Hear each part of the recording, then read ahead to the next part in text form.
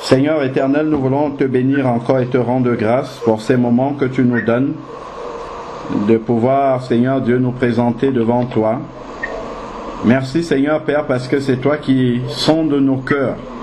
Seigneur Père, c'est toi qui révèles notre intérieur, Seigneur Dieu Tout-Puissant, non pas pour nous faire du mal, Seigneur Père, mais parce que tu nous aimes. Et nous savons que un Père qui aime, Seigneur Dieu Tout-Puissant, est celui qui encore vient, Seigneur Dieu, pour révéler à ses enfants, Seigneur Dieu, les vérités de leur cœur afin qu'ils puissent avancer davantage, qu'ils puissent véritablement manifester, Seigneur Dieu Tout-Puissant, ta nature ici sur la terre. Père, nous te bénissons et nous te rendons grâce. Merci parce que c'est toi qui vas nous assister encore, Seigneur Dieu Tout-Puissant, pour vraiment produire le fruit de l'Esprit, Seigneur Dieu Tout-Puissant, pendant tout notre pèlerinage sur cette terre.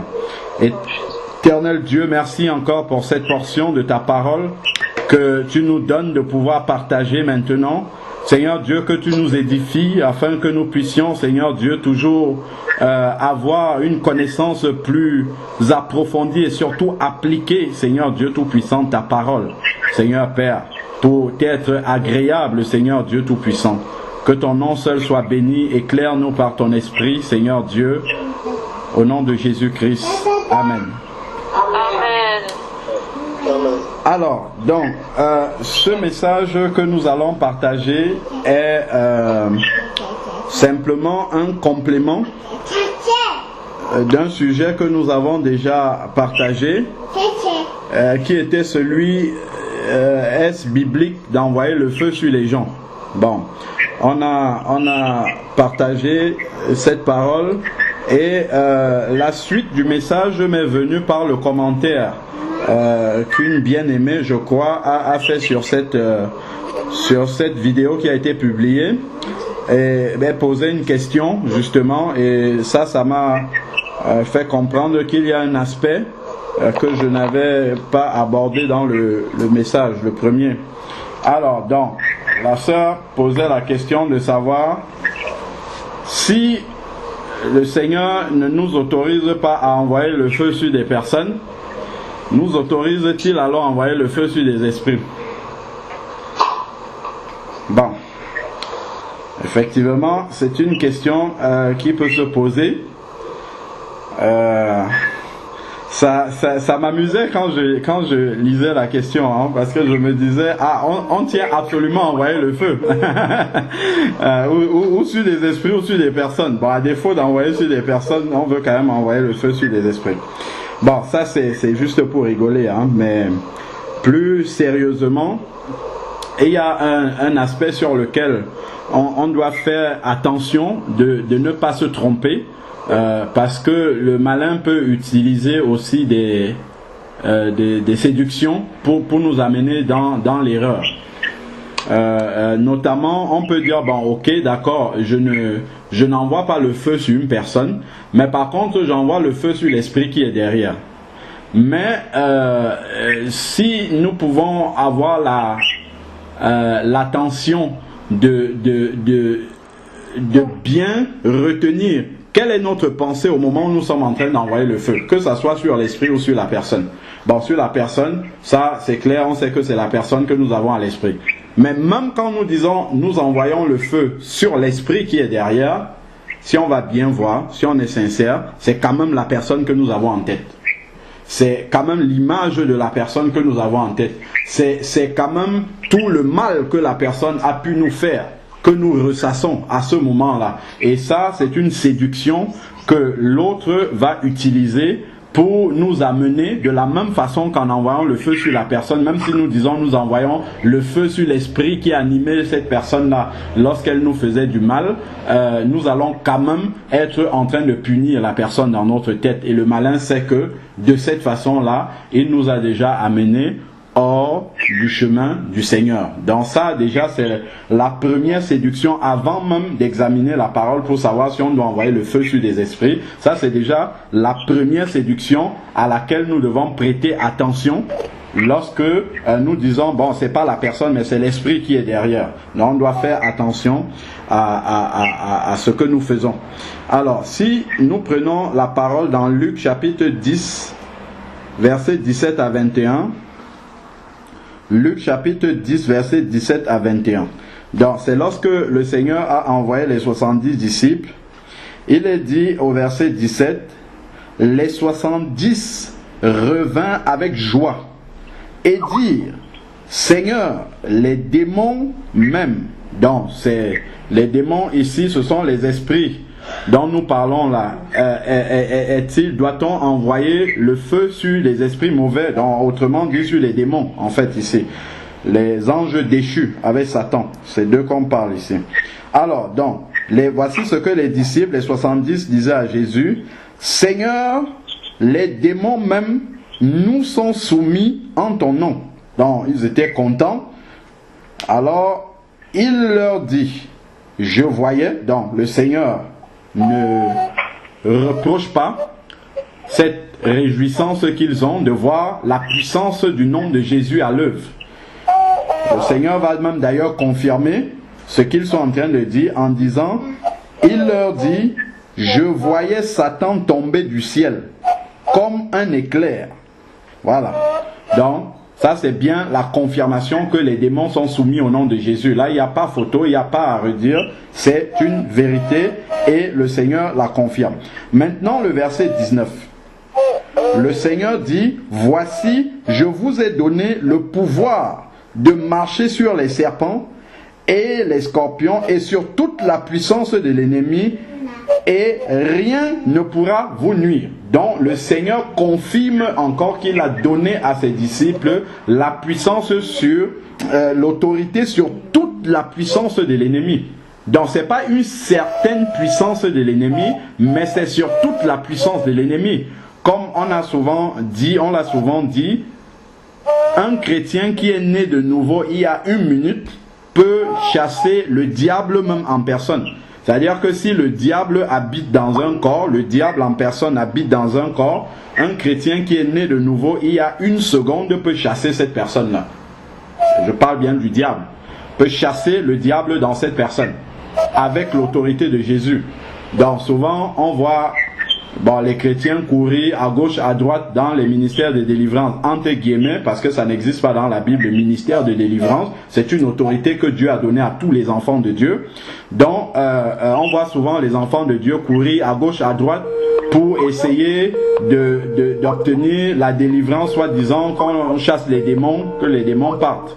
Voilà. Donc, ça, on comprend bien que ce verset-ci dit bien, je vous ai donné. Donc ça s'adresse à tous les disciples de Jésus. Tous les enfants de Dieu, hommes, femmes, ont l'autorité de chasser les démons au nom de Jésus. Et les démons doivent obéir parce que l'Esprit de Dieu habite en ces personnes. Et c'est l'Esprit de Dieu qui ordonne. Lorsqu'un enfant de Dieu, né de l'Esprit, ordonne à un démon de sortir, en réalité c'est l'Esprit de Dieu qui habite en lui, qui prend autorité sur le démon. Voilà pourquoi le démon doit automatiquement obéir. Et ça vient de la croix. Quand on voit Colossiens, prenons Colossiens 2, ça aussi c'est un passage que nous avons l'habitude de lire, c'est Colossiens 2,15. Ça vient de là. Ça c'est un héritage qui découle, c'est une partie de l'héritage de la croix qui découle directement de Colossiens 2 verset 15, où il est dit, il, à savoir le Seigneur Jésus, il a dépouillé les principautés et les pouvoirs. Il aurait pu faire cela en cachette, mais il n'a pas fait cela en cachette, il l'a fait publiquement. Alors, il est dit ici, et les a publiquement livrés en spectacle en triomphant d'eux par la croix.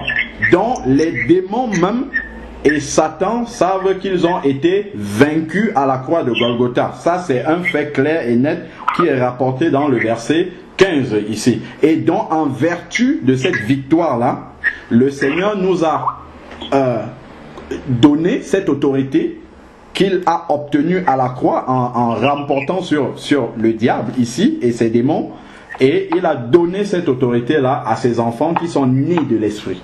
nés de l'Esprit. Donc ils ont reçu le Saint-Esprit en eux qui leur donne l'autorité sur les démons. Donc ça vient vraiment de l'Esprit de Dieu qui habite en nous. On a souvent l'habitude de lire le cas des fils de Séva qui n'avaient justement pas l'Esprit de Dieu en eux et qui sont allés essayer de chasser des démons au nom de Jésus. C'est Acte 19, verset 13. Quelques exorcistes juifs ambulants entrepris d'invoquer sur ceux qui avaient des esprits mauvais le nom du Seigneur Jésus en disant « Je vous adjure par Jésus, celui que Paul prêche. » Ceux qui agissaient ainsi étaient 7 fils d'un certain Séva, un des principaux sacrificateurs juifs. Qu'est-ce qui se passe lorsque vous venez ordonner à un démon de sortir d'un corps et que vous n'avez pas l'Esprit de Dieu? L'esprit mauvais leur répondit. Donc déjà l'esprit va répondre: je connais Jésus et je connais Paul. Pourquoi il connaît Paul? Parce que Paul a l'esprit de Jésus en réalité. Donc si nous n'avons pas l'esprit de Jésus, voilà la même chose, le démon va nous répondre exactement ça. Alors, et vous, qui êtes-vous? Donc si tu as l'esprit de Dieu, le démon va reconnaître l'esprit qui est en toi. Parce que lui peut voir si tu as l'esprit de Dieu. Mais si par contre tu n'as pas cet esprit-là, le démon va s'acharner sur toi parce qu'il sait que toi tu n'es rien. Parce que ce qui fait de nous quelque chose, c'est l'esprit de Jésus qui habite en nous. Voilà, donc voyons ici la suite. Et l'homme dans lequel était l'esprit mauvais s'élança sur eux, les maîtrisa les uns et les autres avec une telle force qu'ils s'enfuient de cette maison, nus et blessés. Cela fut connu de tous, juifs et grecs qui habitaient Éphèse. La crainte s'empara d'eux et le nom de Jésus fut exalté. Donc ça, c'était simplement pour rappeler le fait que si nous n'avons pas l'Esprit de Dieu en nous, nous ne pouvons absolument pas être au bénéfice ou exercer l'autorité de Luc chapitre 10 verset 19, à savoir que toute la puissance de l'ennemi nous est soumise. Bon, ça c'était juste une parenthèse, mais ce sur quoi je voulais m'arrêter, c'est le verset 20. Luc 10 verset 20. Et Jésus, après leur avoir confirmé effectivement que oui, vous avez chassé des démons en mon nom, ainsi de suite, Jésus leur dit: cependant, ne vous réjouissez pas de ce que les esprits vous sont soumis, mais réjouissez-vous de ce que vos noms sont inscrits dans les cieux. Amen. Donc ça déjà, ça nous apporte une vérité claire, c'est que toutes les chansons, déjà on a l'habitude de chanter des cantiques, tout ça où nous nous réjouissons de ce que les démons nous sont soumis, au nom de Jésus on a l'autorité, tout ça déjà ça ne vient pas de Dieu. Voici la parole de Dieu qui contredit ça très clairement. Donc je sais pas, on a souvent plein de cantiques, hein, il n'y en a pas qui me reviennent comme ça, où nous nous réjouissons de ce que Satan soit terrassé au nom de Jésus lorsque nous lui ordonnons, ainsi de suite. Donc Satan n'a rien à faire dans notre louange et notre adoration qui est exclusivement réservée au Seigneur.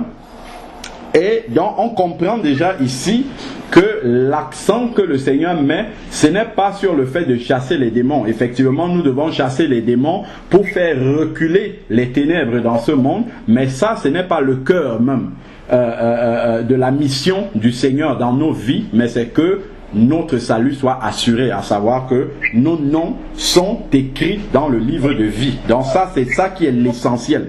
Parce qu'on voit des personnes qui vont passer tout leur temps autour des démons sans travailler à leur salut, comme l'apôtre Paul nous dit. C'est une perte de temps. Ça, c'est vraiment une autre ruse du malin pour nous perdre tout le temps que nous devons consacrer à exalter, à glorifier Dieu, à grandir dans la connaissance de Jésus, plutôt qu'à passer le temps à s'intéresser. Vous avez des chrétiens qui connaissent les noms de tous les démons. Dès qu'on leur parle de ça, ils vont donner le nom du démon, ainsi de suite. Ils étudient toutes, comment on va dire, je ne sais pas trop les termes qu'ils utilisent souvent pour dire toute l'organisation du royaume de Satan. Ça, c'est une perte de temps. Absolument une perte de temps. Jamais on ne voit les apôtres assis pour étudier les stratégies de Satan. Comment Satan...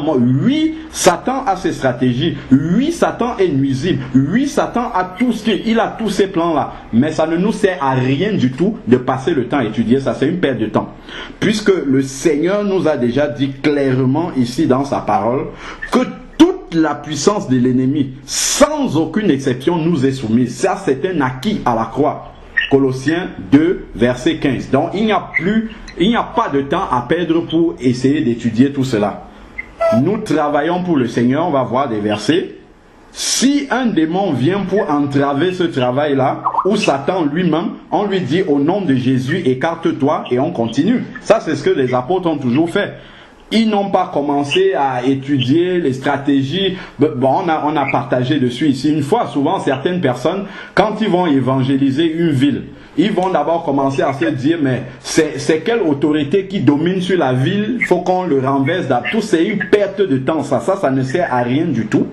Il faut aller droit au but. On annonce la parole pour délivrer les personnes qui sont là. Pour que les personnes passent des ténèbres à la lumière. Si maintenant, pendant ce travail-là, un démon, quand on voit Jésus se déplacer de ville en ville, Jésus ne passe pas le temps à s'interroger quelle est la puissance qui maintient les personnes captives. Il n'a pas ce temps-là. Il annonce la parole et les personnes sont délivrées. Si un démon vient se manifester, ou si on vient, on dit celui-ci est démoniaque, ainsi de suite, Jésus ordonne au démon de sortir. Le démon libère la personne et la personne est sauvée et continue. Voilà comment les enfants de Dieu adultes doivent opérer, grandir et manifester la puissance et l'autorité du Seigneur. C'est simplement manifester la vie de Jésus sans passer le temps sur les démons. Donc ça nous donne déjà la place un petit peu de l'exercice de cette autorité-là dans notre vie chrétienne. Ça existe, mais ce n'est pas le cœur même. Le cœur même de la mission que le Seigneur nous a donnée, c'est d'annoncer la parole. C'est la parole qui va délivrer les personnes. C'est cette parole-là qui délivre. Et nous devons toujours nous appuyer sur Éphésiens chapitre 2, verset 20. Vous êtes édifiés sur le fondement des apôtres et des prophètes, Jésus-Christ étant la pierre angulaire. Donc à chaque fois, nous devons toujours, quand nous avons une question comme celle-là, doit-on envoyer le feu sur des esprits? C'est très simple. Quand je vois Éphésiens 2, 20, je me pose deux questions. Est-ce que je vois Jésus enseigner qu'il faut envoyer le feu sur des esprits? Première question, la Bible peut me répondre. Deuxième question, est-ce que je vois les apôtres envoyer le feu sur des esprits? La Bible peut me répondre également. Est-ce que je vois les apôtres d'abord enseigner qu'il faut envoyer le feu ou Jésus enseigner qu'il faut envoyer le feu? Ça, c'est deux questions. Et ensuite, je me demande, est-ce que eux-mêmes ils ont fait cela? Ça, voilà aussi des questions qui me permettent de savoir est-ce que je dois le faire ou pas. C'est aussi simple que cela. Bon, je crois que pour nous qui avons lu un petit peu les évangiles, les épîtres, la réponse existe déjà. Mais nous allons quand même rentrer dans le cœur de la parole pour savoir s'ils ont fait cela. Prenons Marc chapitre 1, verset 21 à 27. Marc chapitre 1, Marc 1, 21 à 27. Alors, ils se rendirent, donc je crois c'est Jésus et ses disciples, ils se rendirent à Capernaum et le jour du sabbat, Jésus entra dans la synagogue et se mit à enseigner. Ils étaient étonnés de son enseignement, car il enseignait comme ayant autorité et non pas comme les scribes. Il se trouvait justement dans leur synagogue un homme possédé d'un esprit impur.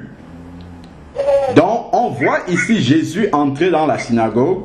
Jésus a l'autorité sur les démons, sur les esprits impurs, mais Jésus ne va pas tout de suite entrer dans une séance de délivrance, commencer qui a les esprits impurs, venez ici amener. Non. Jésus entre et commence à enseigner la parole de Dieu. Voilà ce qui se passe. Les enfants de Dieu se déplacent et commencent à répandre l'évangile. C'est ça leur travail. Ce n'est pas d'aller chercher les esprits. Où ils sont, on va les chasser. Où ils sont, on va envoyer le feu. Non, pas du tout. Jésus entre dans la synagogue et sa mission est d'enseigner la parole de Dieu. Maintenant, Jésus étant en train d'enseigner cette parole-là, on nous dit ici, il se trouvait justement dans leur synagogue un homme possédé d'un esprit impur et qui s'écria: que nous veux-tu, Jésus de Nazareth? Tu es venu pour nous perdre. Donc voilà les démons qui sont à l'intérieur de quelqu'un qui est dans la synagogue. Bon, déjà, on voit que cette personne-là a été habitée d'un esprit démoniaque et venait à la synagogue tous les jours. Les scribes et tout ça prêchaient la parole, mais ça n'a jamais dérangé l'esprit qui habitait en lui. Donc ça nous montre déjà, quand il y a la puissance de Dieu, ce que la puissance de Dieu peut faire. Donc Jésus n'a pas commencé à chasser quoi que ce soit. Ce sont les démons eux-mêmes qui ont commencé à se manifester. Parce que la présence de Dieu était là. Incarné par Jésus qui était là. Quand la présence de Dieu est là, les démons ne peuvent pas être à l'aise dans ce milieu-là. Donc voilà comment l'esprit a commencé, les mauvais esprits, l'esprit impur a commencé à se manifester et à parler à Jésus et à lui demander: est-ce que tu es déjà venu nous perdre? Si nous nous souvenons du premier message, lorsque Jean a demandé à Jésus, lorsqu'il traversait une ville des Samaritains et qu'ils n'ont pas été reçus, Jean a demandé si on fait descendre, si Jésus voulait qu'il fasse descendre le feu pour consumer ces personnes. Jésus va répondre à Jean qu'il n'est pas venu pour perdre les personnes, mais il est venu pour racheter ces personnes-là. Donc, on comprend. Donc, le Seigneur a répondu à Jean qu'il n'est pas venu pour perdre des personnes, mais il est venu pour racheter des âmes. Il n'est pas venu pour perdre les âmes. Et on comprend bien, on avait conclu et on avait compris que le fait d'envoyer le feu sur des personnes, c'est d'envoyer les personnes à la perdition. Donc on voit encore le verbe perdre qui revient ici. Tu es venu nous perdre. Donc le démon demande à Jésus s'il est venu pour les envoyer à la perdition. Donc ici, c'était une bonne occasion. S'il faut envoyer le feu sur des esprits, c'était une bonne occasion pour consumer ces esprits-là directement. Jésus envoyait le feu sur eux et puis ils allaient à la perdition une bonne fois pour toutes. Bon, qu'est-ce que Jésus va faire? Je sais qui tu es. Ça, c'est le démon qui parle. Le Saint de Dieu. Donc, le démon reconnaît la personne qui est là. De la même manière, un vrai enfant de Dieu, en qui habite l'Esprit de Dieu, donc l'Esprit Saint, s'il arrive quelque part et qu'il y a un démon, le démon se manifeste, il reconnaît ça, c'est un enfant de Dieu. Et c'est là, véritablement, que notre identité en Christ est claire. Peut-être on peut se tromper dans notre esprit, on peut se dire, oui, je suis enfant de Dieu, mais là, devant une manifestation démoniaque, le démon peut savoir qui est l'enfant de Dieu et qui ne l'est pas. Donc, alors, ici, Jésus le menaça. Vous voyez, Jésus menaça l'esprit. Tais-toi. Sors de cet homme. Tais-toi, sors de cet homme. Il donne des ordres à l'esprit. Tais-toi, sors de cet homme. L'esprit impur sortit de cet homme dans une convulsion et poussant un grand cri. Tous furent saisis de stupeur, de sorte qu'ils se demandaient les uns aux autres, qui est ceci? Une nouvelle doctrine donnée avec autorité, ils commandent même aux esprits impurs et ils obéissent. Amen. Donc ici, on voit que Jésus en aucun cas n'envoie cet esprit à la perdition. Il n'envoie pas le feu sur l'esprit. Il leur donne d'abord il dit tais-toi tout simplement et il demande à l'esprit de sortir. C'est tout. Sors de ce corps. C'est tout ce que Jésus a fait. Il n'a pas été au-delà de cela. Sors de ce corps. C'est tout. Parce que ce qui importe pour le temps présent, ce n'est pas le jugement des esprits mauvais. Ce n'est pas le jugement des démons. ce qui importe à l'instant présent, c'est de libérer les captifs. C'est de libérer ceux qui sont sous l'emprise démoniaque. C'est ça qui est le cœur. C'est pour ça qu'il enseignait la parole. Parce qu'en enseignant la parole, ça libère aussi les personnes qui sont captives. C'est ça le cœur même. Donc Jésus ne s'intéresse pas à essayer de juger les esprits impurs, aller à la perdition, aller dans les lieux arides, aller à ceci. Non.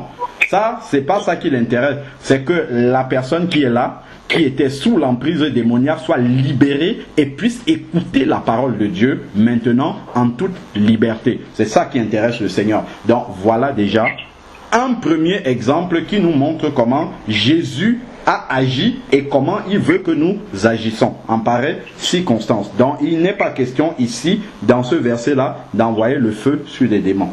Alors, prenons maintenant Luc chapitre 4, versets 40 à 41. Luc chapitre 4, Luc chapitre 4, 40 à 41. Luc chapitre 4, versets 40 à 41. Donc, il nous est dit ici, après le coucher du soleil, tous ceux qui avaient des malades atteints de divers maux, les lui amenèrent. On amenèrent les malades à Jésus.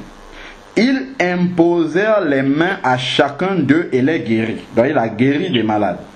Ensuite maintenant, des démons qui sortaient de beaucoup de personnes, des démons aussi sortaient de beaucoup de personnes en criant et disant: tu es le Fils de Dieu. Donc reconnaissant l'autorité de Jésus. Ces démons sortaient en reconnaissant l'autorité de Jésus. Tu es le Fils de Dieu. Mais il les menaçait et ne leur permettait pas de parler parce qu'ils savaient, les démons savaient qu'il était le Christ. Donc le Seigneur ne voulait pas que les démons déclinent son identité. Il voulait que les personnes découvrent vraiment l'approche, l'expérimentent et sache qu'il est le Christ par une expérience personnelle et non par une révélation comme ça d'un esprit mauvais. Voilà, donc ici on voit que les démons sortent simplement des personnes en criant, mais nulle part ici on ne dit que ces démons-là ont reçu du feu de la part du Seigneur ou non. On dit simplement que le Seigneur a délivré ici, là, il a délivré, il a fait sortir les esprits de ces personnes, tout simplement. Donc il n'est pas question de feu ici là. Bon, voilà. Ensuite, on va avancer, on va comprendre d'ailleurs pourquoi. Luc chapitre 13, versets 10 à 13. Luc chapitre 13. Donc là, ici, nous sommes vraiment en train de faire le travail des chrétiens de Béret. C'est-à-dire que nous regardons, nous scrutons, nous regardons dans la vie de Jésus. Est-ce que Jésus a envoyé du feu? On se pose une question, est-ce qu'on doit faire ça?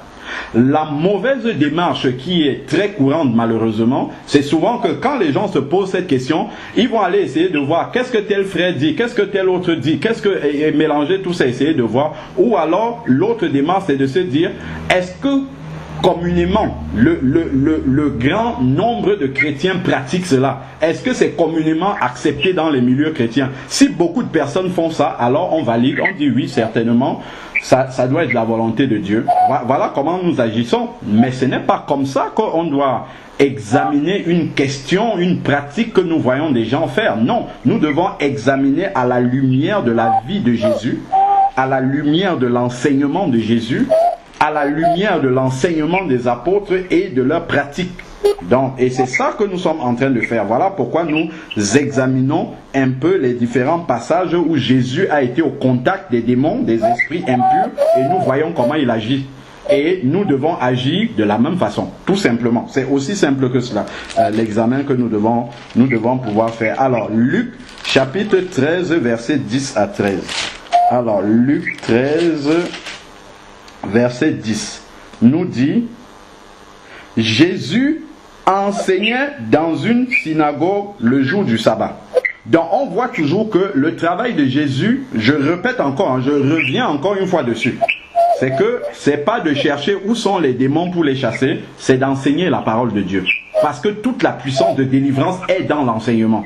Donc, même s'il y a des démons au travers de l'enseignement, c'est là-dedans, c'est à ce moment-là que, justement, les personnes peuvent même être délivrées sans même qu'il y ait eu une parole d'autorité pour chasser les démons. Et j'ai souvent l'habitude de donner le témoignage du frère, d'un frère missionnaire qui était allé prêcher à San Pedro en Côte d'Ivoire. Justement, il faisait une campagne d'évangélisation en plein air où il est en train de prêcher la parole de Dieu avec autorité. Et là, à ce moment, il y a un fou connu dans la ville de San Pedro depuis près de 12 ans, qui est fou, qui se nourrit dans les poubelles de la ville, connu de tout le monde et très violent. Et ce fou avait été amené, enchaîné, le père de ce fou avait fait en sorte qu'on enchaîne son fils et qu'on le ramène à la campagne d'évangélisation parce qu'il était croyant. Il se disait que là le Seigneur peut peut-être toucher son fils, on peut prier pour lui, la situation s'améliore. On a déposé le fils sur une natte et pendant que le frère est en train de prêcher, le fou se lève et il demande qu'on lui enlève ses menottes. Il demande que qu'on puisse lui donner à manger parce qu'il a faim, le nettoyer et tout. Et voilà le fou qui monte à l'estrade pour donner son témoignage. Voilà comment est-ce que la puissance de la parole de Dieu vient délivrer quelqu'un qui est atteint de folie, donc bien évidemment causé par des esprits démoniaques depuis près de 12 ans. Voilà comment il est libéré simplement par la prédication de la parole, sans aucune prière. Et c'est le travail que Jésus faisait. Prêcher la parole de Dieu, parce que cette parole-là a la puissance de délivrance en elle-même, déjà, avant même qu'on ne puisse prier pour les malades. Alors, prenons, nous sommes au chapitre 10, donc Jésus, le jour, enseignait dans une synagogue le jour du sabbat. Or, verset 11, Luc 13, verset 11. Or, il y avait là une femme rendue infime par un esprit. Donc on sait bien, ce n'est pas l'esprit de Dieu qui rend les personnes infimes, c'est bien un esprit démoniaque qui a rendu la femme infime depuis 18 ans. 18 ans, elle était infime. Elle était courbée et ne pouvait absolument pas se redresser. Elle était courbée et ne pouvait absolument pas se redresser. Et la parole nous dit bien que c'était par la faute d'un esprit impur, la cause d'un esprit impur. Jésus la vit. Voilà encore, nous regardons, nous scrutons l'attitude de Jésus devant un tel esprit. Jésus la vit, lui adressa la parole et lui dit, « Femme, tu es délivrée de ton infirmité. » Ça, c'est une parole qui en même temps chasse l'esprit qui se trouve en elle, puisque la cause de sa maladie est la présence d'un esprit d'infirmité en elle. Donc quand Jésus dit tu es délivré, c'est en même temps une parole d'autorité pour ordonner à l'esprit de sortir de ce corps-là. Tu es délivré de ton infirmité. Verset 13, et il lui imposa les mains. À l'instant, elle se redressa et glorifia Dieu. Donc, voilà comment Jésus expulse par une parole simple un esprit qui maintenait une femme captive depuis 18 ans. Et il ne s'intéresse pas du tout à aller dire, bon, l'esprit qui est sorti d'infirmité va dans les lieux arides ou bien va dans le désert ou va à la perdition ou reçoit le feu ou quelque... Non. Il expulse l'esprit. Et la femme est délivrée, c'est le salut et la délivrance de la personne physique qui intéresse Jésus. Le reste, les démons et tout ça, leur jugement, c'est pas le moment encore pour l'instant. Donc, nous voyons déjà, même dans la manière de chasser les démons ici, il n'y a aucune agressivité dans le ton de Jésus, hein. Il n'y a aucune excitation, comme nous avons souvent cette manière bruyante, excitée et totalement de nous confronter à ces esprits démoniaques, comme s'ils pouvaient nous faire quelque chose, alors que Jésus a déjà dit qu'il nous a donné l'autorité sur tout toute la puissance de l'ennemi réunie. Donc on voit Jésus qui est tout à fait calme. Sur une parole comme ça, il dit simplement, femme, sois délivrée. Tout simplement, et la femme est délivrée. Pourquoi? Parce que l'esprit impur qui la maintient dans cet état reconnaît l'autorité de Jésus. Et c'est tout. Une fois qu'il reconnaît cette autorité, il sort. Ce n'est pas en augmentant le volume de la voix que ça va donner plus d'autorité, ou en baissant, ou... Non. Normalement, il doit partir, c'est tout. Il sait qu'il doit obéir. Voilà, parce que la victoire a été justement remportée à la croix. Colossiens 2, verset 15. Voilà. Si je prends maintenant Matthieu chapitre 8, nous revenons toujours, nous avons la parole de Dieu pour nous éclairer sur cette question-là que nous nous posons. Parce qu'il ne faudrait pas que nous allons très vite et que nous concluions sans vérifier la parole. Alors, Matthieu chapitre 8, verset 28 à 32. Verset 28 à 32, ça c'est quand Jésus débarque chez les Gadaréniens. Quand il eut abordé sur l'autre rive, dans le pays des Gadaréniens, 2 démoniaques sortant des tombeaux vinrent à sa rencontre. Il était si redoutable que personne n'osait passer par là. Il y a 2 démoniaques dont ils sont habités par des esprits impurs qui sont tout le temps dans les sépulcres et tellement violents que personne ne passait par où ils restaient dans près des tombes où ils étaient souvent. Alors verset 29, ils lui crièrent, que veux-tu de nous? On voit ici, nous cherchons les démons. Ici ce sont les démons qui viennent se prosterner devant Jésus. Est-ce que nous voyons vraiment lorsque l'autorité de Dieu est manifeste, ce n'est pas Jésus qui s'intéresse aux démons. Ce sont les démons qui viennent se soumettre aux pieds de Jésus. Et cette même autorité, il nous l'a donnée. Nous ne sommes pas Jésus, mais il nous a donné l'autorité sur toute la puissance de l'ennemi. Donc l'autorité que Jésus est en train de manifester ici sur les esprits impurs, nous avons cette même autorité. Donc nous voyons que ce sont les esprits impurs qui viennent se révéler à cet enfant de Dieu qui est là, qui a toute la puissance de Dieu manifestée ici. Ce sont les démons qui viennent se révéler. Alors, qu'est-ce qu'il dit? Verset 29. Il lui dit, que veux-tu de nous, fils de Dieu? Donc, il décline même son identité. Es-tu venu ici pour nous tourmenter comment? Avant le temps. Voilà une belle expression qui nous montre pourquoi Jésus n'envoyait pas le feu sur les esprits. Il n'envoyait pas les esprits à la perdition. Voilà l'esprit démoniaque qui a révélé la raison ici. Il dit, es-tu venu nous tourmenter avant le temps? Donc il y a un temps pour ça. Il y a un temps où le jugement de ces esprits-là vont arriver. Mais ce n'est pas encore le temps ici. Est-ce que tu es venu nous tourmenter avant le temps? Donc les esprits démoniaques, y compris Satan, c'est qu'il y aura un moment pour cela, un moment où il sera tourmenté, mais pour l'instant, ce n'est pas encore le moment. C'est pour ça qu'il lui demande ici, est-ce que tu es venu nous tourmenter avant le temps? Voilà pourquoi Jésus ne sortait pas, aller à la perdition, aller en enfer, aller en prison, non. Il expulsait seulement ces esprits-là des corps et il s'occupait des personnes qui venaient d'être délivrées. Voilà le ministère qui est pour le moment, c'est ça le cœur de la mission de Jésus et de ses disciples aujourd'hui que nous sommes. C'est pas d'aller s'intéresser aux esprits et à savoir qu'est-ce qu'on va faire d'eux et ainsi de suite. Bon, donc voilà ici au verset 29 ce qui est dit. Alors nous poursuivons jusqu'au verset 32. Il y avait loin d'eux un grand troupeau de pourceaux qui paissaient.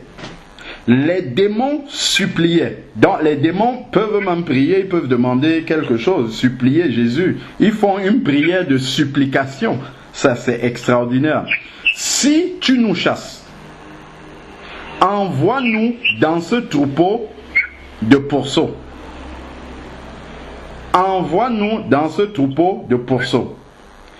Il leur dit, allez.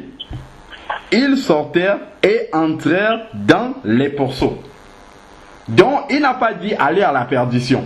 Parce que si c'était le but du Seigneur d'envoyer le feu sur les esprits pour qu'ils aillent à la perdition, ben ici, il n'aurait même pas répondu à leur prière, il aurait dit, allez, hop, au feu, directement, et le feu serait venu et consumer ces esprits-là, et puis ils auraient disparu directement. Mais ce n'est pas encore le moment du tourment, puisqu'il a dit ici, es-tu venu nous tourmenter avant le temps? Donc, Jésus dit, bon, ben si c'est des pourceaux, allez dans les pourceaux.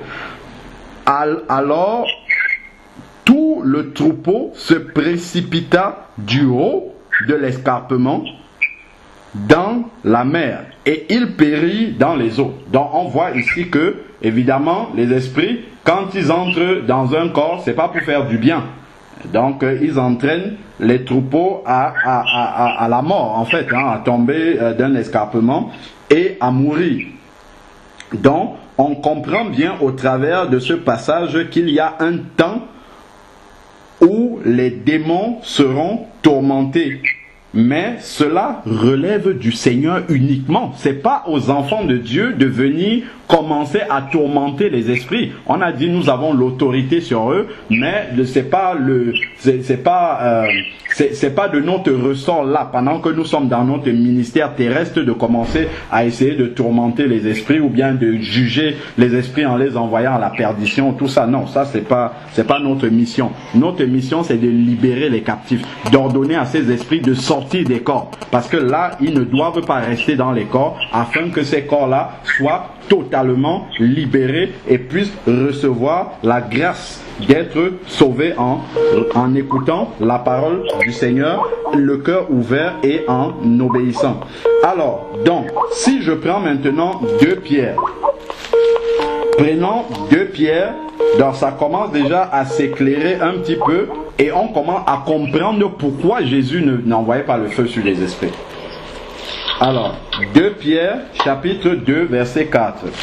2 Pierre, chapitre 2, verset 4. 2 Pierre 2, verset 4. Il est dit, car si Dieu n'a pas épargné les anges qui avaient péché. Les anges qui avaient péché sont les anges déchus. Ce n'est autre que les démons dont il est question ici.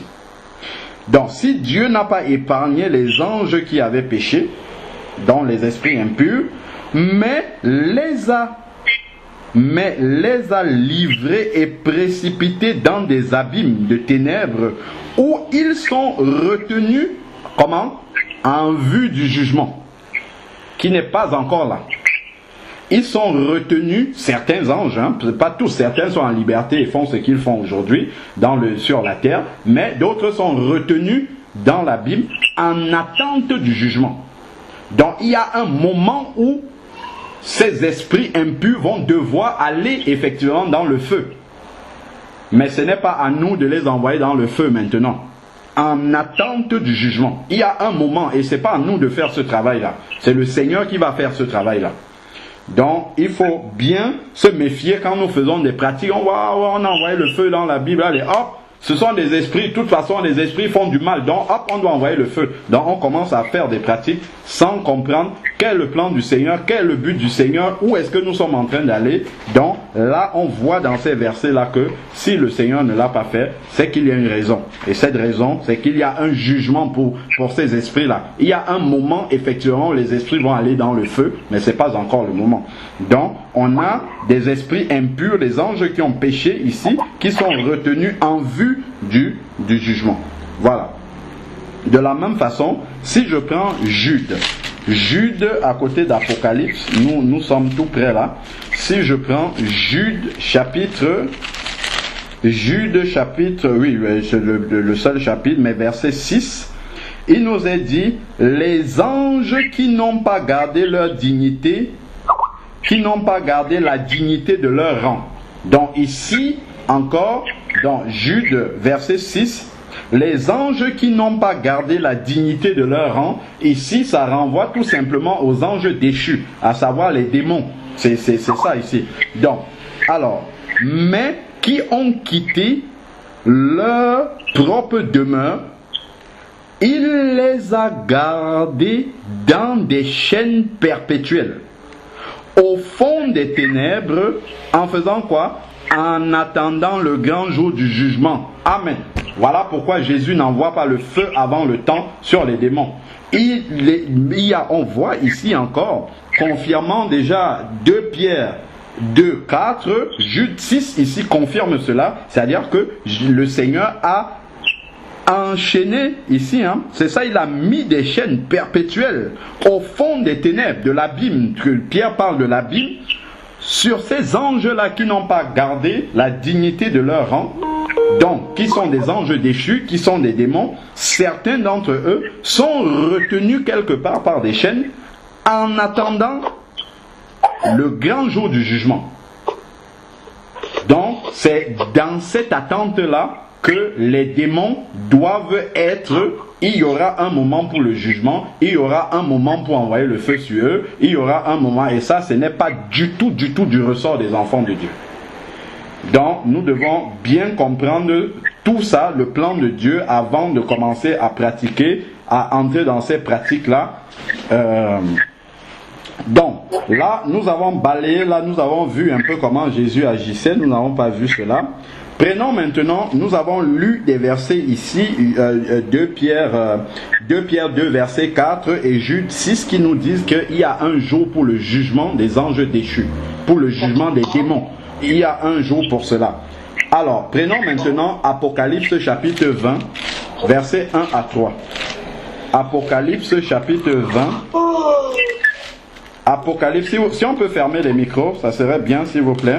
Alors, Apocalypse 20, verset 1 à 3, il est dit, « Puis je vis descendre du ciel un ange qui tenait la clé de l'abîme et une grande chaîne à la main. » Apocalypse chapitre 20 du verset 1 à 3.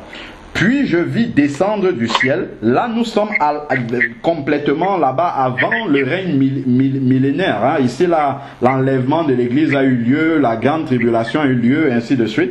Nous sommes à la veille du millénium, du règne de 1000 ans de Jésus sur la terre. Puis je vis descendre du ciel un ange qui tenait la clé de l'abîme et une grande chaîne à la main. Il saisit le dragon, le serpent ancien, qui est le diable et Satan, et le lia pour 1000 ans. On voit des enfants de Dieu qui passent le temps à lier Satan. Ça ne sert à rien, c'est une perte de temps. Depuis que les chrétiens ont commencé à lier Satan, il n'est jamais lié jusqu'aujourd'hui. Voilà encore une autre ruse qui ne sert à rien du tout. Mais Satan sait que tant que nous faisons ça, ça nous perd du temps. Au lieu de passer le temps à gratter bien dans la parole pour bien comprendre le plan du Seigneur, pour bien comprendre comment le Seigneur veut que nous marchions avec lui, ainsi de suite. Nous sommes là dans des pratiques qui ne servent à rien. Satan, je te lis. Esprit de tel, je te lis. Ça ne sert à rien du tout parce qu'il y a un moment où ils seront liés. Certains sont déjà liés dans l'abîme, on a dit, et ici, Satan sera lié à ce moment-ci, avant le millénium. Donc ça ne sert à rien de le lier maintenant. Nous ne pouvons pas faire mieux que Jésus. Son plan est écrit ici. Donc il y a un moment où Satan sera lié. Ce que la Bible dit, c'est de résister au malin. Ce n'est pas de le lier. Résister au malin, c'est en vivant dans la sainteté. On a déjà eu à partager Éphésiens chapitre 6 à partir du verset 10 et suivant. Les armes spirituelles avec lesquelles il faut résister contre le malin et il s'enfuira loin de nous. Donc on n'a pas dit d'aller lier le malin et il s'enfuira loin de nous. Pas du tout.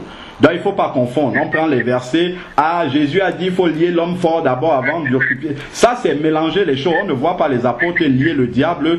Ni Jésus même lier le diable. Jésus a été dans le désert avec le diable. C'était le bon moment de le lier une bonne fois pour toutes. Mais Jésus ne l'a pas fait. Pourquoi? Parce que ce n'était pas le moment. Donc ce n'est pas nous qui allons déclencher ce moment-là par nos pratiques. Donc il faut bien faire ce que le Seigneur nous demande de faire. Donc il y a un moment où Satan sera lié. C'est pas la peine de le faire avant. Alors d'ailleurs ça ne marchera pas. C'est une perte de temps. Alors donc il est dit ici, il le lia pour 1000 ans. Donc c'est un ange qui va le faire. C'est pas un enfant de Dieu. C'est un ange qui va le faire à un moment déterminé avant le millénium. Donc il le lia pour 1000 ans. il le jeta dans l'abîme. Il le jeta dans l'abîme qu'il ferma et scella le dessus de lui afin qu'il ne séduise plus les nations jusqu'à ce que les 1000 ans soient accomplis. Après cela, il faut qu'il soit délié. On voit souvent les gens qui lient, qui délient les esprits. Voici le vrai moment où il faudra lier et délier justement Satan, et c'est un ange qui va le faire, sous l'ordre du Seigneur. Pas avant. C'est pas la peine d'aller faire ça avant. Alors, et ce n'est même pas nous qui allons faire ça. Alors, donc, ici, là, après, il faut qu'il soit délié pour un peu de temps. Amen. Donc, pour l'instant, on voit qu'il y a un moment où Satan sera lié et un moment où il sera délié. Et ça, c'est du ressort du Seigneur. C'est lui qui donnera le signal et l'ange va exécuter l'ordre du Seigneur le moment venu. Donc, pas avant. Amen. Donc, nous voyons bien que il y a un moment pour cela. Alors,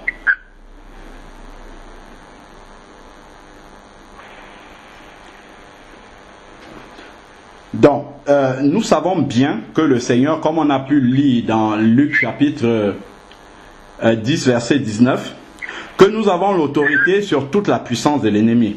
Nous avons donc l'autorité sur les anges déchus, sur les démons, ainsi de suite.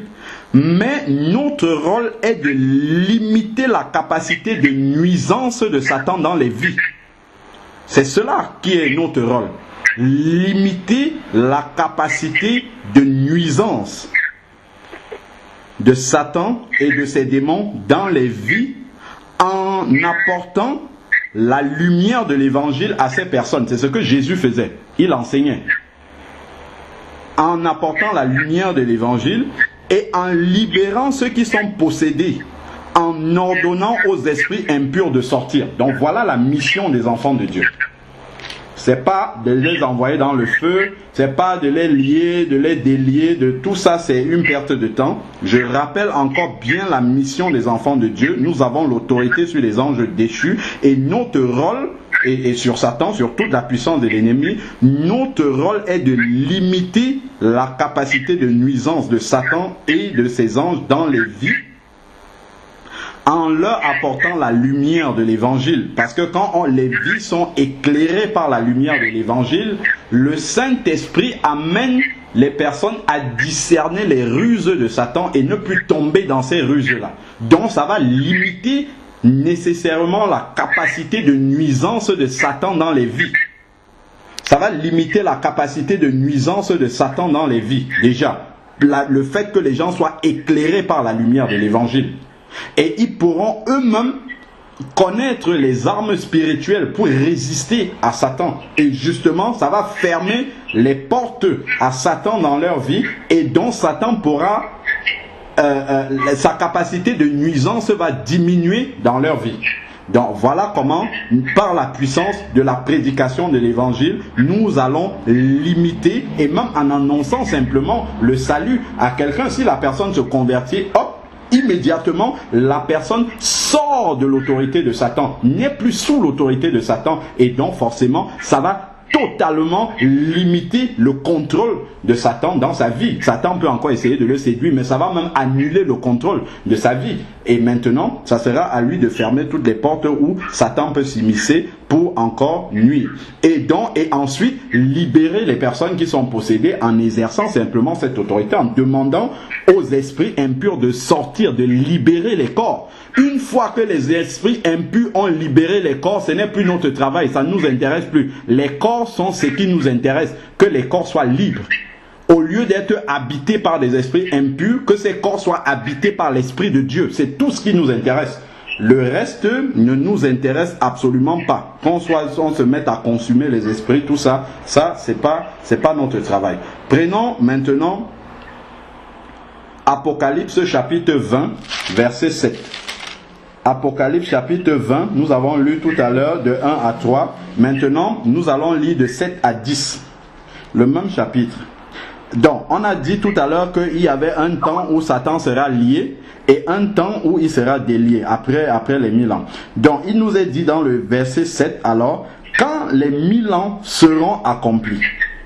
Donc on voit bien qu'il y a un temps pour tout. Comme Salomon a déjà dit, il y a un temps pour tout dans la parole.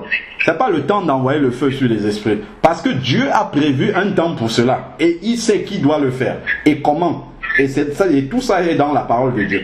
Alors il dit ici, quand les 1000 ans seront accomplis, on voit c'est pas un chiffre au hasard. C'est pas quelque chose de ces vraiment 1000 ans qui seront accomplis. Satan sera relâché de sa prison, où il a été enchaîné tout à l'heure.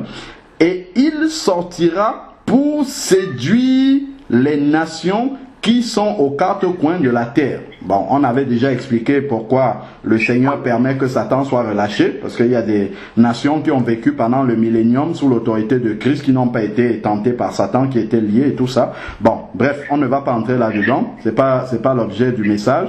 Alors, Gog et Magog, afin de rassembler pour la guerre. Je reprends. Quand les 1000 ans seront accomplis, Satan sera relâché de sa prison. Verset 8. Et il sortira pour séduire les nations qui sont aux quatre coins de la terre. Gog et Magog, afin de les rassembler. Rassembler les nations pour la guerre. Leur nombre est comme le sable de la mer. Qu'est-ce qui va se passer à ce moment-là? Ils montèrent à la surface de la terre. Et ils investirent, on parle ici là de toutes les nations qui sont rassemblées là pour mener le combat. Ils montèrent à la surface de la terre et ils investirent le camp des saints.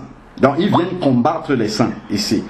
Et la ville bien-aimée, on sait bien que c'est Jérusalem, d'où le Seigneur va régner pendant 1000 ans. Donc ils sortent pour attaquer les saints et la ville bien-aimée qui est Jérusalem. Qu'est-ce qui se passe? Gloire à Jésus. Mais un feu descendit du ciel et les dévora. Point à la ligne. Voici le Seigneur lui-même qui fait descendre le feu pour consumer les gens. C'est Dieu lui-même qui fait cela. Il ne nous a pas demandé d'envoyer le feu sur les esprits.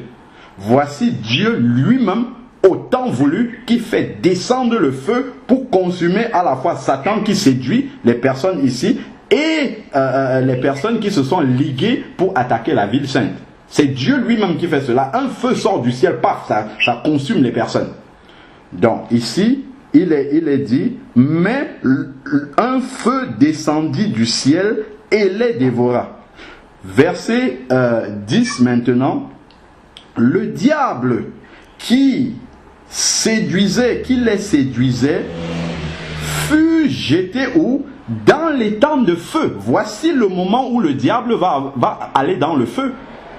Après les 1000 ans de millénium, ça ne sert à rien de dire Satan, je t'envoie à la perdition, je t'envoie dans le feu éternel. Ça ne sert à rien. Avant les 1000 ans, ça ne va jamais arriver.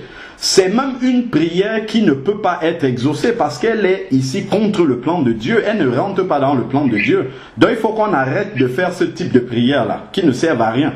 Je sais que dans les prières de combat, on dit tout et n'importe quoi, sans tenir compte de la parole de Dieu. Donc il y a un temps ici où Satan va aller effectivement dans les temps de feu, où Satan va recevoir ce feu que nous voulons envoyer sur lui là depuis toujours, et qu'il n'a jamais reçu, puisqu'il continue à agir. Depuis le temps que les gens envoient le feu sur Satan, est-ce qu'on a vu que Satan a été consumé et a arrêté d'agir? Il continue à agir jusqu'aujourd'hui. Depuis que les gens essayent de lier Satan et tout, est-ce que Satan a été pourtant enchaîné ou lié? Non, il continue toujours à agir parce qu'il y a un moment pour le jugement, on a lu dans les versets, et il y a un moment ici où il va être envoyé dans les temps de feu. Alors, il est dit ici, le diable, verset 10, Apocalypse 20, verset 10, le diable qui les séduisait fut jeté dans les temps de feu et de soufre, où sont la bête, le faux prophète, l'homme impie, et le faux prophète. Ils seront tourmentés jour et nuit au siècle des siècles. Voici le moment où le diable et voilà déjà son gouvernement qui est là, la bête et le faux prophète, seront tourmentés au siècle des siècles. Voilà le moment où ils vont aller dans le feu. Donc avant d'envoyer le feu sur eux, perte de temps inutile. Ça ne sert à rien de faire ça avant. Libérons les captifs et restons dans le ministère que le Seigneur nous a donné. Donc on voit que c'est le Seigneur lui-même qui va envoyer le feu pour consumer les personnes qui se sont liguées avec Satan, et Satan lui-même sera jeté dans les temps de feu. Prenons toujours Apocalypse maintenant 19, Apocalypse 19 verset 19 à 20, pour comprendre toujours quel est le plan éternel du Seigneur. Apocalypse 19 verset 19, je vis la bête, l'homme impie. Comme dit 2 Thessaloniciens chapitre 2, celui qui s'élève contre la connaissance de Dieu et de tout ce qu'on adore et ainsi de suite. Alors, je vis la bête, les rois de la terre et leurs armées rassemblés pour faire la guerre à celui qui monte le cheval et à son armée.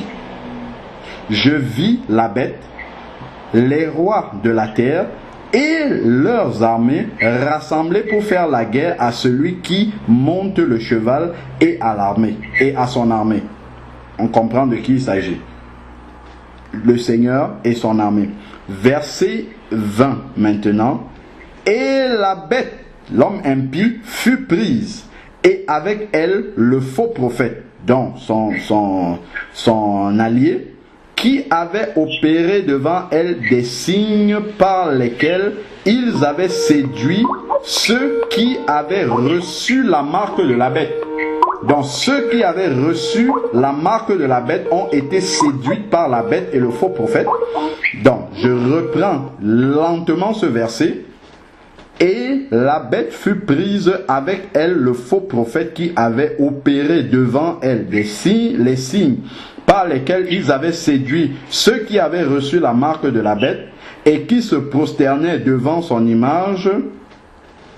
Tous deux, la bête et le faux prophète, furent jetés vivants dans les temps de feu et de soufre. Amen. Voici le moment où l'homme impie, c'est-à-dire l'incarnation humaine de Satan, va être jeté dans les temps de feu. Voici où le feu va être envoyé sur lui.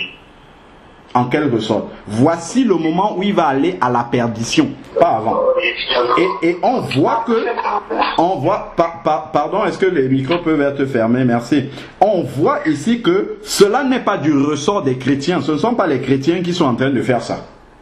C'est le Seigneur lui-même qui est en train d'accomplir son plan ici. On dit... Tous deux furent jetés. C'est pas nous qui allons les jeter dans les temps de feu. Il y a des anges ou bien le Seigneur lui-même. En tout cas, c'est pas nous qui allons le faire. Donc, et le Seigneur a fixé un moment pour cela.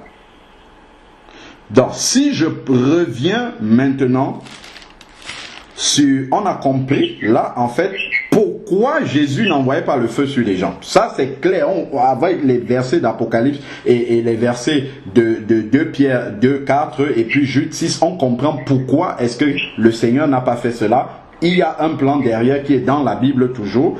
Et nous allons revenir maintenant dans Matthieu 9, verset 32. Matthieu chapitre 9, verset 32. Toujours pour voir comment est-ce que le Seigneur agit. Matthieu 9, verset 32. Matthieu 9, verset 32. Comme il s'en allait, on lui amena un démoniaque muet. Donc voilà Jésus qui passe, on lui amène un démoniaque muet. Et les foules... dans l'admiration disaient jamais. Alors, attends. Comme il s'en allait, on lui amenait un démoniaque muet. Le démon chassé, le muet parla. Jésus a chassé le démon et le muet a parlé, et les foules dans l'admiration disaient jamais rien de semblable ne s'est vu en Israël. Nulle part ici on ne voit que Jésus a envoyé cet esprit-là qui rendait ce démoniaque muet à la perdition. Il n'y a pas cette trace-là ici. Je donne simplement des versets comme ça pour qu'on puisse remuer bien la parole de Dieu pour voir si il existe une trace de cela, de Jésus en train de faire ces pratiques-là. Alors, prenons maintenant Matthieu 12, verset 22. Dans quelques pages plus loin, Matthieu 12, verset 22. il nous est dit, alors on lui amena un démoniaque aveugle et muet. C'était d'abord un muet, simplement, un démoniaque muet. Maintenant, il est aveugle et muet. Deux esprits, enfin en tout cas, il a deux maladies manifestes, aveugle et muet.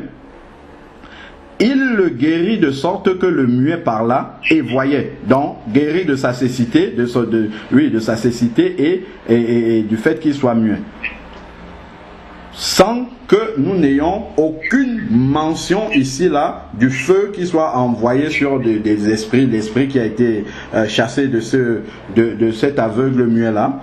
Pareillement, si je prends Matthieu chapitre 17, 14 à 18, quelques chapitres plus loin, Matthieu 17, j'essaye d'étudier dans la parole de Dieu toutes les fois où Jésus a été confronté à des esprits mauvais. C'est vraiment pour nous montrer dans les détails, est-ce que vraiment on voit cette pratique-là dans la manière de procéder de Jésus. C'est pas une perte de temps que nous sommes en train de faire là, c'est vraiment pour étudier à la lettre, est-ce que Jésus faisait cela. Alors, Matthieu chapitre 17, versets 14 à 18. Lorsqu'il fut arrivé près de la foule, un homme vint se jeter à ses genoux. Vient se jeter à ses genoux devant Jésus et dit, Seigneur, aie pitié de mon fils qui est lunatique et malade. Il tombe souvent dans le feu, ça c'est un esprit qui peut faire cela, et souvent dans l'eau. Je l'ai amené à tes disciples et ils n'ont pas pu le guérir. Jésus répondit, race incrédule et perverse, jusqu'à quand serai-je avec vous? Jusqu'à quand vous supporterai-je? Emmenez-le ici. Jésus menaça le démon. Jésus menaça le démon qui sortit du garçon et celui-ci fut guéri. Hop, Jésus passe à autre chose, il parle avec ses disciples. Une fois que le démon est sorti de la personne, ça n'intéresse plus Jésus. Ce n'est pas à s'intéresser, est-ce qu'il va aller à la perdition, est-ce que il va recevoir le feu ou tout ça. Ça, une fois que l'enfant a été libéré ici, l'enfant lunatique qui se jetait dans l'eau et le feu, c'est terminé. Jésus passe à autre chose. C'était ça le but. Et puis, il ne s'intéresse pas à la suite. Ça, c'est ce qui concerne la marche pratique de Jésus. Nous avons un exemple également des apôtres qui se sont retrouvés face aux démons. Est-ce que les apôtres ont procédé autrement? Est-ce qu'ils ont envoyé le feu? Est-ce que... Voilà. Alors, prenons Acte 16, versets 16 à 18. Acte 16, versets 16 à 18. Comme nous allions au lieu de la prière, une servante qui avait un esprit de python. Donc un esprit de python, il nous est bien dit ici qu'il s'agit d'un esprit démoniaque de python. Donc, et qui par ses divinations procurait un grand profit à ses maîtres, vint à leur rencontre. Donc ici, on a Paul avec d'autres disciples qui sont en train de marcher et puis une servante qui a un esprit de python vient à leur rencontre. Elle se mit à les suivre, à nous suivre, Paul et nous, et criait, ces hommes sont les serviteurs du Dieu très haut. De la même façon, si vous vous rappelez, quand on lisait dans les évangiles, lorsque les démons voyaient Jésus, ils venaient se prosterner devant lui et disaient, tu es le Fils de Dieu. Donc ils reconnaissaient l'autorité que Jésus a sur eux. Ils disaient même, est-ce que tu es déjà venu nous tourmenter avant le temps? Donc de la même façon ici, lorsque cette servante-là qui avait un esprit démoniaque, un esprit de python, voit les serviteurs de Dieu, c'est eux-mêmes qui viennent se mettre là. C'est elle-même qui vient se mettre là et qui crie, qui reconnaît leur autorité en disant, ces hommes sont des serviteurs du Dieu très haut. Et ils annoncent la voie du salut. En plus, elle dit même la vérité. Verset 18. Elle fit cela pendant plusieurs jours. Ça, c'est extraordinaire, cette précision-là. Elle fit cela pendant plusieurs jours. Qu'est-ce que ça veut dire? Ça veut dire que pendant ces plusieurs jours-là, Paul et les autres disciples continuaient à faire le travail du Seigneur comme si de rien n'était. Mais ça ne veut pas dire qu'ils ignoraient qu'elle avait un esprit de python.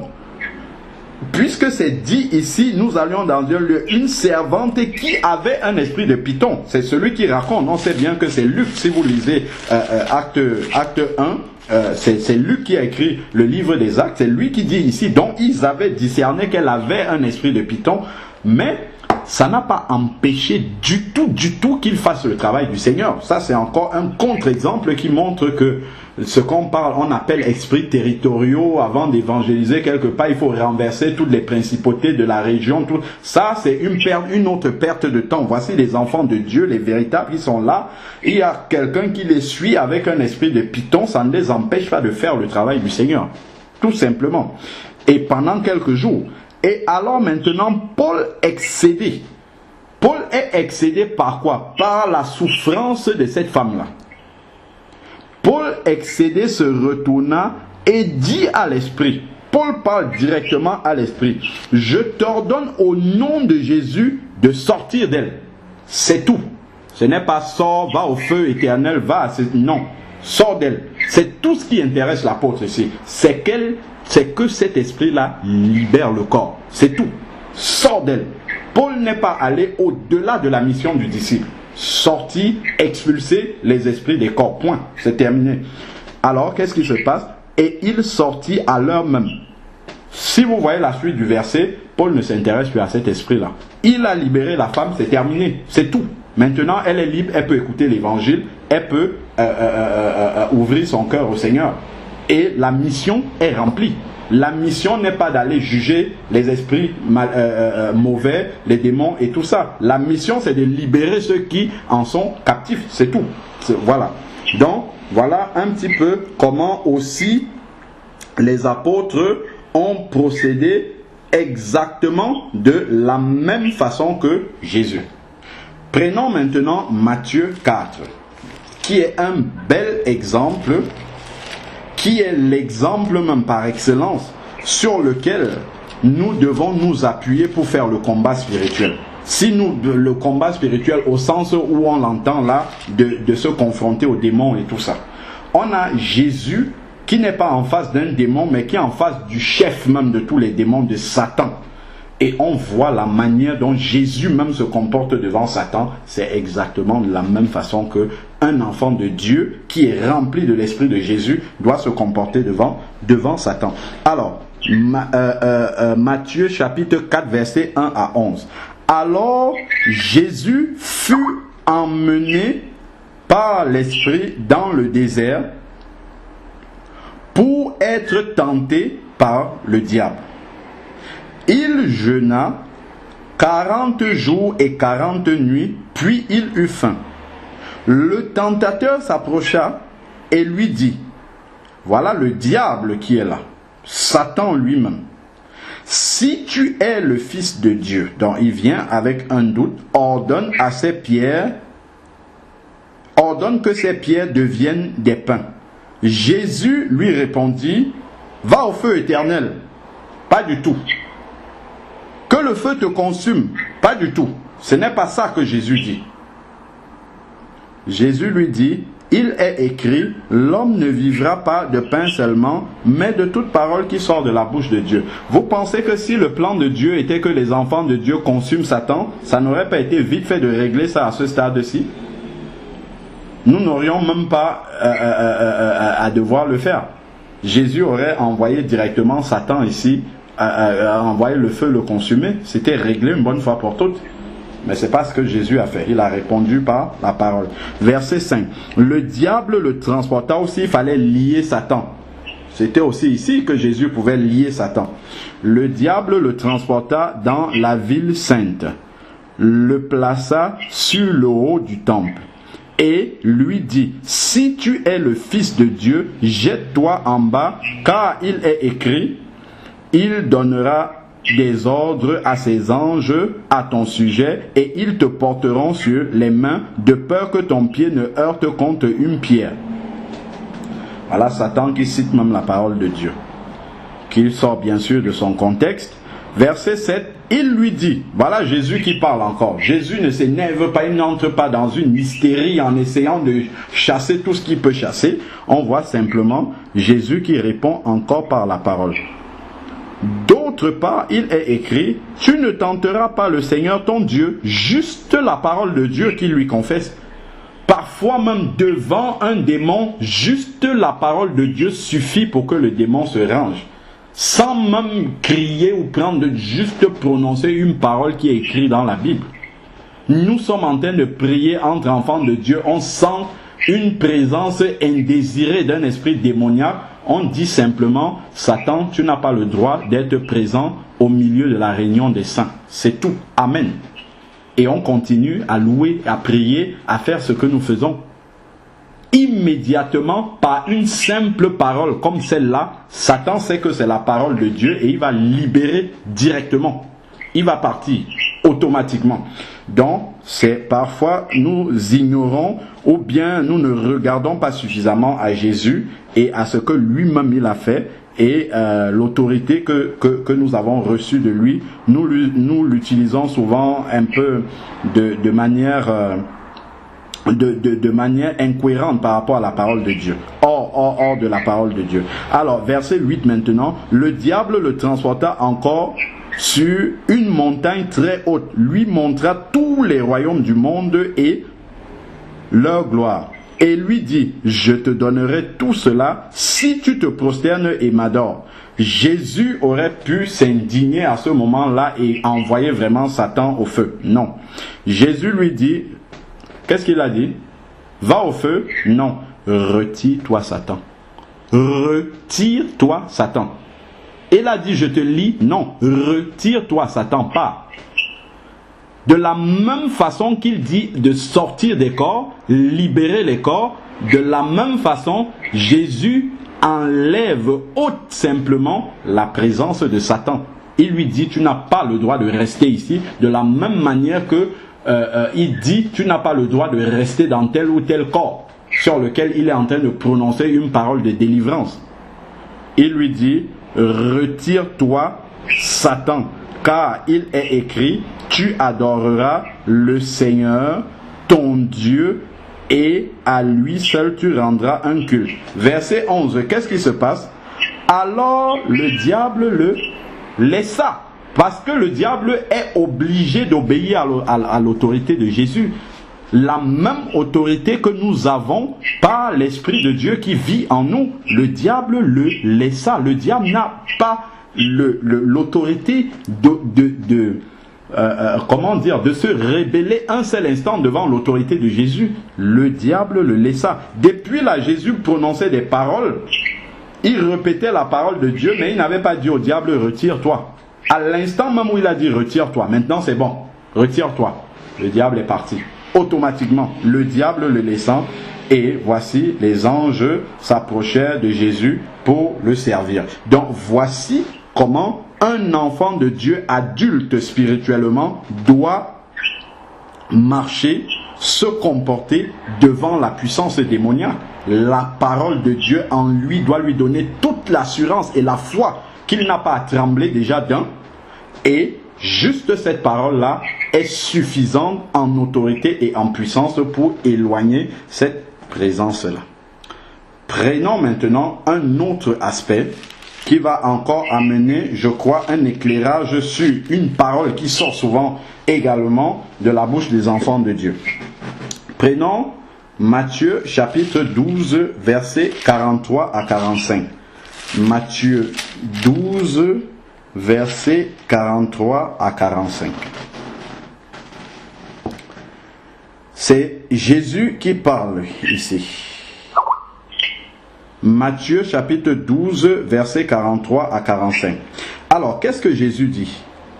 Lorsque l'esprit impur est sorti d'un homme, quelqu'un qui a été délivré, quelqu'un de qui on a expulsé un esprit impur, on a ordonné à l'esprit impur de sortir. Qu'est-ce qui se passe? Jésus l'explique. Lorsque l'esprit impur est sorti d'un homme, il traverse des lieux arides. Donc il va dans les lieux arides et les traverse, cherche du repos et n'en trouve pas. Donc automatiquement, quand vous demandez à un esprit impur de sortir d'un corps, voilà ce qui se passe. Le Seigneur nous explique, puisque c'est lui qui nous a donné cette autorité-là. Donc il sait ce qu'il advient de cet esprit qui est sorti. Et il nous explique ce qui advient donc de cet esprit-là. Il nous dit qu'une fois que l'esprit est sorti, il traverse automatiquement des lieux arides. Parce que la puissance, l'autorité que nous exerçons sur cet esprit-là en lui demandant de sortir, l'envoie automatiquement dans les lieux arides. Donc, il dit, il traverse des lieux arides, cherche du repos et n'en trouve pas. Et n'en trouve pas. Alors il dit, je retournerai dans ma maison d'où je suis sorti, et quand il arrive, il la trouve vide, balayée et ornée. Il s'en va et prend avec lui cet autre esprit plus mauvais que lui. Il entre dans la maison, s'y établit, et la dernière condition de cet homme est pire que la première. Il en sera de même de cette génération mauvaise. Donc on comprend bien que quand un esprit part, si automatiquement on chasse un esprit d'une personne, on ne lui prêche pas l'évangile afin que l'esprit de Dieu vienne occuper le corps de cette personne-là, qu'il devienne le temple du Saint-Esprit. S'il ne devient pas le temple du Saint-Esprit, l'esprit qui est sorti, qui a été dans les lieux arides, quand il revient avec cet esprit plus mauvais et il trouve la maison vide, il n'y a pas l'esprit de Dieu. Paf, il entre dans cette maison et la condition est pire. Donc on voit des personnes se comporter vraiment pire que lorsque on ne les avait pas encore délivrés. Voilà, bon, donc ça, c'est pas le cœur de ce que je veux dire, mais ce sur quoi je veux m'appuyer, c'est que l'esprit impur, lorsqu'il est expulsé, il va automatiquement dans les lieux arides. C'est ce qui est écrit ici. On ne lui a pas ordonné d'aller dans les lieux arides. Lorsque on voit les disciples, on a vu les disciples, on a vu Jésus. Jésus ne dit pas à l'esprit, sors pour aller quelque part, sors pour aller dans les lieux arides. Il ne dit pas ça. Il dit simplement, sors, libère. Et immédiatement, quand l'esprit sort, Jésus lui-même nous explique ce qui va advenir de cet esprit-là. Il va aller automatiquement vers les lieux arides. Et chercher, il essaye d'abord de revenir dans le corps d'où il est sorti. Si l'Esprit de Dieu n'est pas venu occuper le terrain, donc si la personne n'a pas reçu Jésus entre-temps, il s'y installe et ça va être pire. Ou alors, il va chercher un autre corps qui n'a pas reçu l'Esprit de Dieu et entrer là-dedans, dans un esprit qui sort. Il va un instant dans les lieux arides et puis il revient, et puis s'il trouve sur son chemin des personnes, si la personne entre-temps a reçu Jésus, gloire à Dieu, il va chercher, s'il y a des corps libres, il entre dans un corps et puis il continue sa vie dans un autre corps. Donc on comprend bien que de prier même en demandant aux esprits d'aller dans les lieux arides, même cela n'est même pas dans la Bible. Même le fait de dire cela, c'est une répétition, parce que ça se fait automatiquement. C'est un peu comme, je ne sais pas, c'est quelque chose qui se fait automatiquement. C'est comme quand tu te confesses devant le Seigneur, quand tu te repens de tes péchés, le sang de Jésus te purifie automatiquement. Tu n'as pas besoin d'invoquer le sang pour qu'il vienne te purifier. Il te purifie automatiquement. De la même manière, quand un esprit est chassé, Jésus nous enseigne dans sa parole que l'esprit va seul, automatiquement, sous l'autorité de la parole qu'il a reçue, il va automatiquement dans les lieux arides. On n'a pas besoin de lui dire va dans les lieux arides, il y va automatiquement et on voit tout le processus il va suivre. Donc en fait c'est une perte de temps. Ça, et le diable il sait quand on ne gratte pas dans les Écritures pour voir comme ça, il sait que tout ça, ça flatte notre ego d'avoir reçu cette autorité-là et puis voilà, ça nous donne quelque peu comme un orgueil. Allez, vas-y, allez dans les lieux arides, on a l'autorité. Tout ça c'est une perte de temps. Perte de temps. Quand on voit les disciples, on voit Jésus devant les esprits, ils n'ont pas beaucoup de temps à perdre avec ça. On voit juste une parole, paf, l'esprit part, parce que l'autorité est là. Il n'y a pas de temps à perdre avec ça. Alors, et bien entendu, quand Satan nous voit faire toutes ces pratiques-là, et ainsi de suite, il se réjouit de nous voir nous épouvanter dans ces pratiques, nous époumoner dans ces pratiques-là, qui ne servent à rien. Pour lui, c'est que quand l'esprit sort, lui, il connaît aussi la parole de Dieu. Hein. Il se voit, vous perdez de temps, va dans les lieux arides. Ah non, va plutôt dans le désert. Tout cela, Satan, il voit. Et ça, il est content parce que même quand les enfants de Dieu sont nés de nouveau, marchent avec le Seigneur, autant que Satan peut, une de ses ruses, c'est de nous perdre le temps aussi. C'est vraiment de nous amener à passer du temps sur des choses qui n'en valent pas la peine, des choses qui sont réglées à la croix depuis, qui marchent automatiquement par la puissance du Saint-Esprit, où on n'a pas besoin de refaire un travail qui est déjà fait proprement à la croix. Alors, et ça c'est en fait on lui accorde inutilement de l'importance. Et ça, il en est content. Hein. Alors, bien sûr, nous ne disons pas qu'il ne faut pas chasser les démons, mais une parole d'autorité comme celle de Jésus ou celle des apôtres suffit amplement. On n'est pas en train de dire il faut les chasser, évidemment, mais simplement, comme les apôtres ont fait, ça suffit largement. Donc, finissons maintenant avec ces quelques versets dans Matthieu chapitre 16, versets 21 à 23. Ça, on le connaît. On a beaucoup lu ce passage. C'est quand Matthieu chapitre 16, versets 21 à 23. Alors, mais Jésus se retourna. C'est quand Jésus parle à Pierre. Mais Jésus se retourna et dit à Pierre, arrière de moi, Satan. Donc Jésus parle à l'esprit qui anime Pierre au moment où il lui a dit, tu n'iras pas à la croix. Et Jésus s'adresse directement à l'esprit, dit, arrière de moi, Satan, tu es pour moi un scandale, car tes pensées ne sont pas celles de Dieu, mais celles des hommes. Alors, mais celles des hommes. Alors, dans ce passage, on voit bien que quand Jésus dit « arrière de moi, Satan », il n'y a pas dans les paroles de Jésus de l'agressivité et de l'hystérie, comme on peut voir souvent dans des séances de délivrance entre guillemets. Il y a une assurance dans cette autorité qu'il a de chasser les démons. De la même façon, dans Acte 16 là-bas, on voit Paul excéder. Donc, Paul n'est pas dans une excitation, il se tourne juste, il dit au démon, sors. Maintenant, c'est bon, sors, esprit de Python. À l'heure même, l'esprit est sorti. À l'heure même, je t'ordonne de sortir.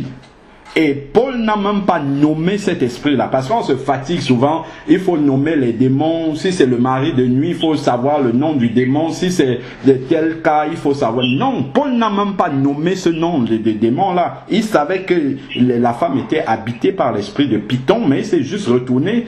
Il dit, je t'ordonne de sortir. Il n'a même pas nommé le nom du démon.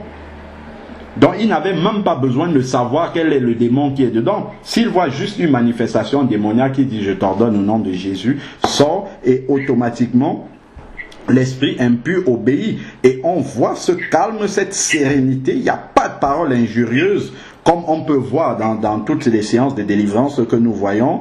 Il n'y a pas d'envoi de feu sur des esprits. Et il n'y a même pas de dire, bon, comme tu es sorti de la femme, de la servante qui était atteinte de l'esprit de Python, va dans les lieux arides. Non, il n'y a pas de tout cela, sort, c'est tout. Donc il stoppe simplement net la capacité de nuisance de Satan dans la situation et c'est tout. Il arrête. Quand on dit sort, on stoppe la capacité de nuisance de Satan dans la personne, dans la situation qui est en train de se produire et c'est tout. La mission est terminée. Si je finis maintenant par Jude 6, on a déjà lu 6, on va évoluer un peu plus jusqu'à 11 et puis on va finir là-dessus. Jude, juste à côté d'Apocalypse. Jude, verset 6, on va aller jusqu'au verset 11. Donc on a déjà lu tous les anges déchus, tout ça. Jusqu'au 6, on va continuer à 7 jusqu'à 11. Alors, de même, Sodome et Gomorrhe et les villes voisines qui se livrèrent de la même manière à la débauche et recherchèrent des unions contre nature sont données en exemple, soumises à la peine d'un feu éternel. Soumises à la peine d'un feu éternel qui viendra après Sodome et Gomorrhe qui a été condamné. Le moment du feu éternel viendra. C'est pas avant qu'on doit envoyer le feu sur des personnes. Voilà, on voit Sodome et Gomorrhe qui est soumise à la peine d'un feu éternel, mais pas là, c'est pas les hommes qui envoient le feu sur eux. Alors bon, malgré cela, ces hommes aussi, dans leur rêverie, dont on parle les faux prophètes et ainsi de suite, dans leur rêverie, souillent la chair, méprisant l'autorité du Seigneur, injuriant les gloires. Or, lorsqu'ils contestaient avec le diable et discutaient au sujet du corps de Moïse, l'archange Michel n'osa porter contre lui un jugement injurieux. Mais il dit que le Seigneur te réprime.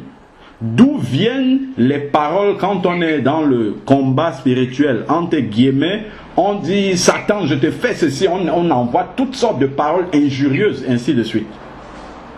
Même Satan ne doit pas être injurié. On doit prendre autorité, sort, c'est tout. Donc commencer même à injurer, parce que Satan c'est une création de Dieu. Il faut aller dans Ézéchiel, là-bas, Ésaïe, pour voir que c'est l'un des sommets de la création de Dieu. Donc nous n'avons pas autorité de commencer à insulter, à prononcer des paroles injurieuses. Donc même lorsque nous sommes en train de prendre autorité sur des esprits, il faut veiller à ce qui sort de notre bouche. Parce qu'on a vu Jésus, dans tout ce qu'il a fait, il n'est pas allé au-delà de demander de sortir. Il n'est pas allé dans quelque chose d'injurieux, dans quelque chose de totalement agressif et de je ne sais pas trop quoi. Il est resté dans l'exercice de l'autorité qui consiste à expulser l'esprit d'un corps. C'est tout. Et de face par une parole normale, pas par une parole injurieuse. Alors, donc, verset 10. Eux, au contraire, donc ceux qui ne connaissent pas le Seigneur, qui ne connaissent pas vraiment la profondeur même de la création de Dieu, eux, au contraire, ils parlent de manière injurieuse de ce qu'ils ignorent et de ce qu'ils savent par instinct, comme des animaux, sans raison, ne sert qu'à les corrompre. Donc on doit faire très attention dans toutes ces paroles qui sont souvent,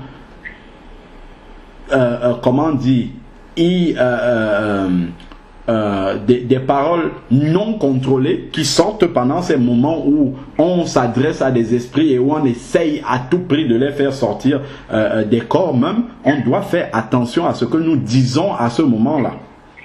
On doit faire très très attention. Il parle de paroles injurieuses ici. Tout à l'heure on a parlé d'envoyer le feu. Maintenant il parle même des paroles injurieuses.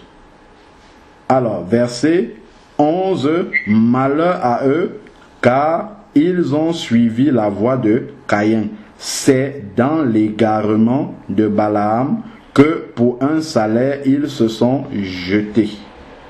Et c'est par la révolte de Corée qu'ils ont péri. Bon, amen. Donc ça nous permet de simplement comprendre que face à Satan, même aux démons, il n'y a pas de paroles injurieuses à prononcer. Faisons bien attention, des paroles d'autorité ne sont pas des paroles injurieuses ni des paroles agressives comme ça qui sortent sans aucun contrôle.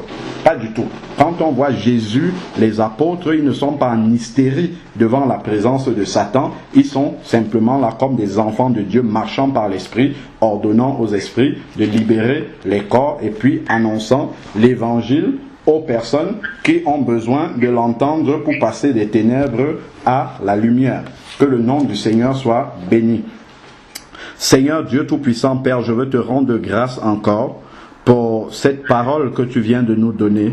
Merci pour la présence de ton esprit qui nous conduit dans les profondeurs de ta parole, afin que, Seigneur Dieu, nous puissions toujours t'obéir plus, Seigneur Père, que nous puissions marcher comme toi-même tu as marché sur la terre, que nous puissions appliquer, Seigneur Dieu, l'enseignement des apôtres, Seigneur Père, et que nous ne nous en éloignons pas, Seigneur Dieu Tout-Puissant, parce que cela même est ta volonté, Seigneur Dieu. Tu veux que nous marchions comme toi-même tu as marché, et que nous ne soyons pas en dehors des Écritures, parce que tu as un plan éternel, Seigneur Dieu Tout-Puissant. Tu as un plan que tu as prévu pour la création, Seigneur Dieu.